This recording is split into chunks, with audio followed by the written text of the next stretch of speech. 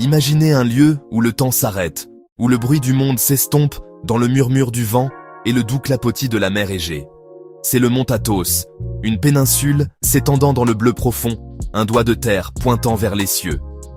Ici, la nature retient son souffle, falaises abruptes, forêts denses, et l'odeur du pin et des herbes sauvages. On l'appelle le jardin de la Mère de Dieu. La légende raconte que la Vierge Marie, déviée de sa route par une tempête, y trouva refuge et le bénit comme son propre jardin, un havre de prière et de contemplation. Depuis plus de 1000 ans, des moines viennent y chercher ce que le monde ne peut offrir, une connexion directe avec Dieu, un chemin vers la paix intérieure. Le voyage vers Athos est un pèlerinage du cœur, un choix de laisser de côté les distractions et de chercher la clarté spirituelle. La vie ici suit le soleil, la lune et l'appel à la prière. Le silence est profond, rempli de siècles de dévotion et de prières murmurées. Vous regardez la mer, la montagne et ressentez de l'humilité, une petite partie de quelque chose de bien plus grand. Athos vous remet à votre place, dans le grand ordre de la création. Le monde que vous avez laissé derrière vous semble lointain, presque irréel.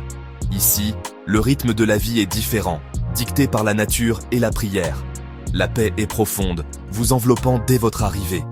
C'est un sanctuaire préservé de la course de la vie moderne. Il appelle l'âme, vous invitant à redécouvrir ce qui compte vraiment. Le cœur du mont Athos bat au rythme de la prière, une conversation constante et séculaire avec Dieu. Les moines pratiquent la prière de Jésus. « Seigneur Jésus-Christ, Fils de Dieu, aie pitié de moi, pécheur », la répétant silencieusement tout au long de leur journée. Cette prière devient aussi naturelle que la respiration, transformant l'atmosphère avec une paix palpable. En tant que pèlerin, vous sentez les anxiétés s'évanouir, l'esprit se calme et l'âme trouve le repos. Les moines cherchent l'hésychia, la quiétude intérieure remplissant l'esprit de la présence de Dieu. Par la prière constante, ils s'efforcent d'atteindre l'union avec le divin, purifiant leur cœur. La sérénité sur les visages des moines âgés révèle un chemin vers une profonde liberté intérieure. La foi, ici, n'est pas seulement une croyance, c'est une réalité vécue, quelque chose que vous pouvez sentir et respirer. Les moines montrent que la paix se cultive à l'intérieur, et non pas dans le monde extérieur. Leur exemple est un rappel dans notre monde bruyant. Il y a une autre façon de vivre, une voie de silence et de simplicité et de foi profonde. Athos est la preuve vivante qu'une vie centrée sur le spirituel est possible. Venir au mont Athos est un voyage intérieur, un dépouillement des distractions modernes pour redécouvrir l'essentiel. Ici, il n'y a pas d'écran ni de possessions infinies. L'accent passe de l'avoir à l'être. La simplicité est une libération, libérant l'âme pour se concentrer sur la connexion, la contemplation et le sens. Les moines ne cherchent pas une paix éphémère, mais une paix profonde, inébranlable, l'état naturel de l'âme. En simplifiant leur vie et en se consacrant à la prière, ils créent un espace pour que cette paix s'épanouisse. Les pèlerins sont invités à ce processus, confrontant leur propre bruit intérieur dans le silence. En vous abandonnant au calme, vous commencez à entendre votre propre âme. Le vrai cadeau d'Athos est une chance de vous rencontrer et de vous reconnecter avec votre essence spirituelle. En fin de compte, c'est une quête de l'amour divin. Les moines ne sont pas des négateurs du monde, mais des amoureux, des hommes qui ont dédié leur vie à Dieu. Leur hospitalité et leur sagesse reflètent cet amour.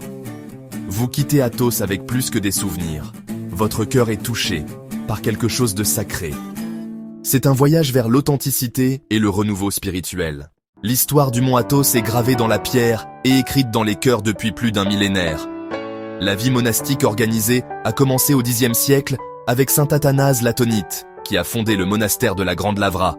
Cela a marqué un passage des ermites solitaires à une communauté partageant la prière, le travail et la vie.